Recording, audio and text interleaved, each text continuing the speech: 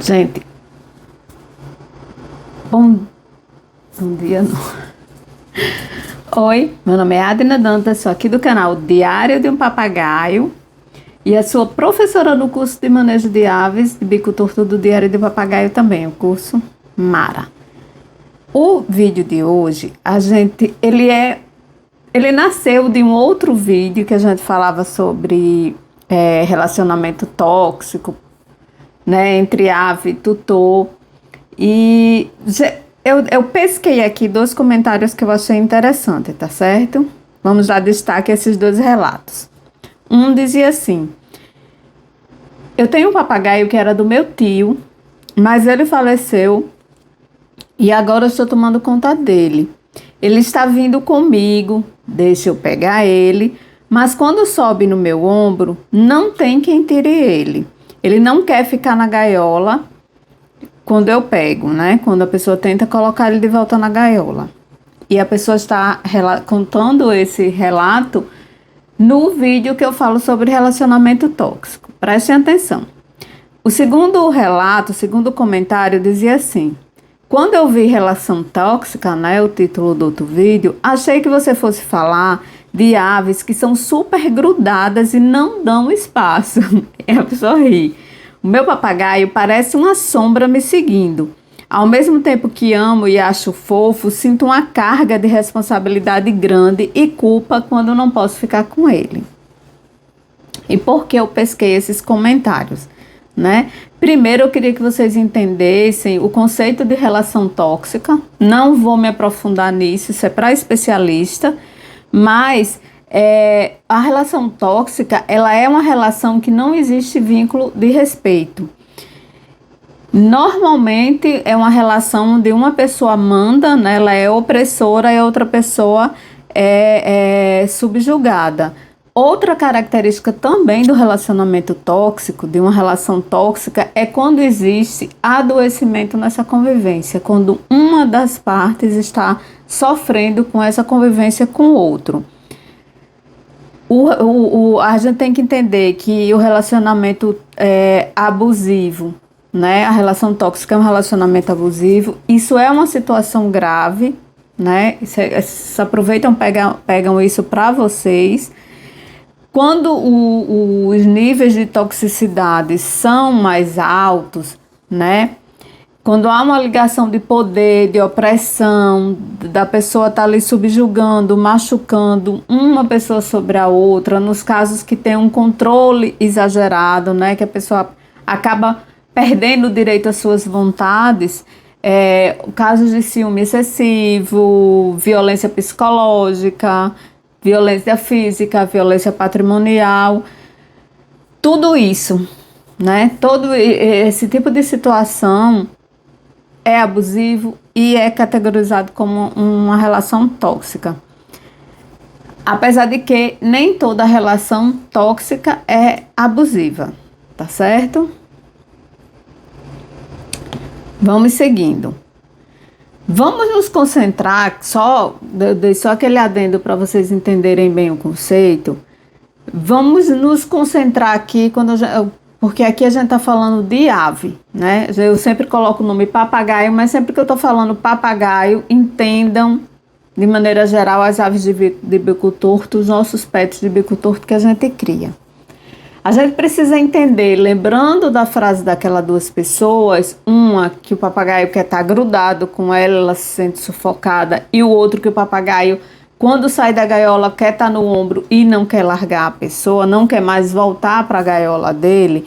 A gente precisa entender, primeiro, que a gente inventou de criar um animal que foi a biologia dele, ele foi criado, tudo que tem dentro dele é para uma vida em bando.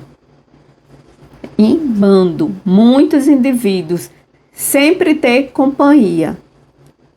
Raramente, dificilmente, ela está sozinha.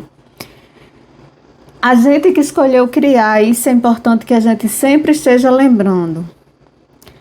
A gente escolheu criar um animal que é para estar em bando, que é para estar sempre com companhia, com muitos indivíduos e com atividade. A gente escolheu um animal com essa característica e esperamos que ele fique em nossa casa sozinho ou fique por horas sozinho. Alguma coisa não bate nessa história e a gente precisa começar a ser honesto para falar sobre isso, certo? Um ambiente humano, ele é pobre de estímulos e pobre em atividade. Se a gente fizer um exercício de sermos honestos, de verdade, eu digo sem medo nenhum de errar, que a gente vai acabar concluindo que não é esse papagaio que é abusivo com a gente, quando ele gruda, quando ele faz pirraça, quando ele grita sem parar, quando ele apronta, quebra tudo, quebra a gaiola, quando ele dá demonstração de raiva porque ele tá sozinho, porque ele não tem o que fazer, porque ele tá com tédio, sentindo solidão, sentindo carência.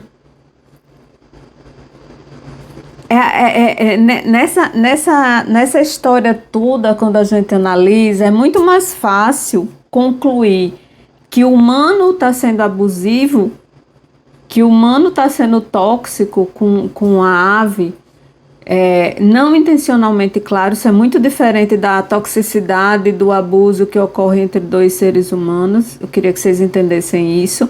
Muita gente não tem consciência que o animal sofre. Muita gente não tem, ela encara, eu ainda escuto hoje, é só um bicho, não ligue tanto, não tem tanta importância. As pessoas não têm noção do sofrimento dele. Mas é muito, eu digo seguramente que nesse contexto e nessa relação, no fim, é o humano que é tóxico para a ave e não o contrário. Ela nunca é abusiva, ela só está respondendo ao que ela está sofrendo, a ação que ela está sofrendo. Né? Há uma situação que ela está sofrendo, que ela não pode fazer nada, e ela precisa que aquela necessidade dela seja suprida, e não é, e ela corresponde desse jeito, mas ela não é abusiva, ela não é tóxica. O tóxico é a gente que está querendo obrigar alguém a ficar sozinho, entende? Se a gente analisar por esse aspecto.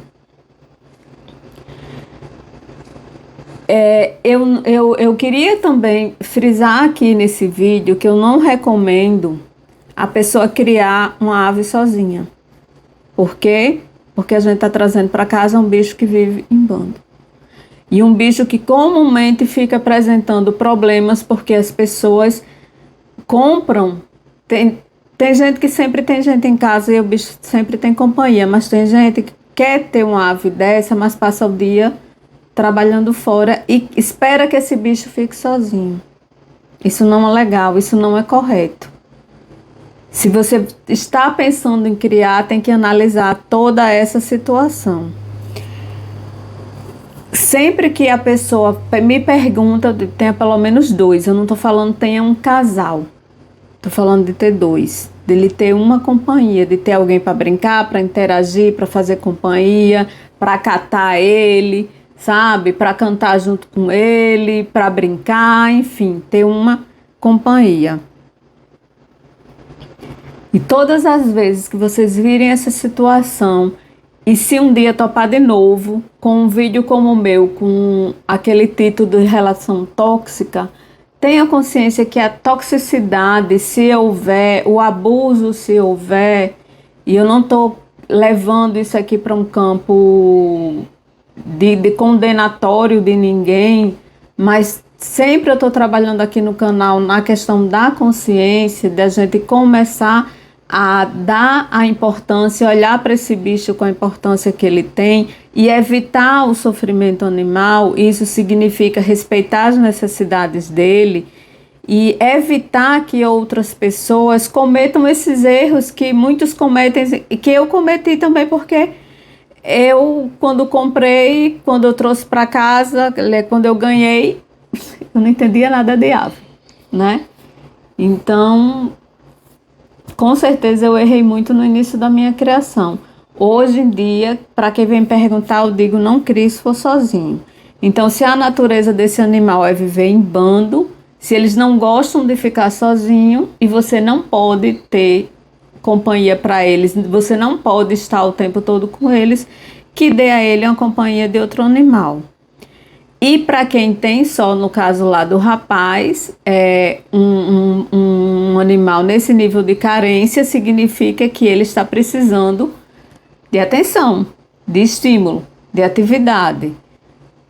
Você vai ter como contornar essa situação que já está instalada, né? Ele já foi herança, já era de outro familiar, é enriquecer esse ambiente dele, é fazer muitas atividades, deixar brinquedos para ele, para que esse momento que ele fique sozinho, ele já tenha gastado muito da energia brincando com você, e se ele se tediar em algum momento, ele tem objetos, tem brinquedos, tem atividades dentro ali do viveiro dele, cria um ambiente legal para ele se distrair até você chegar, tá certo? Você precisa analisar o seu tempo disponível para ele. A gente sempre vai ter perda de algum lado, abrir mão de alguma coisa, mas se ele está demonstrando toda essa carência, porque o tempo que você está dedicando não está sendo suficiente, estimular muito, certo? Estimule muito, faça atividades com ele.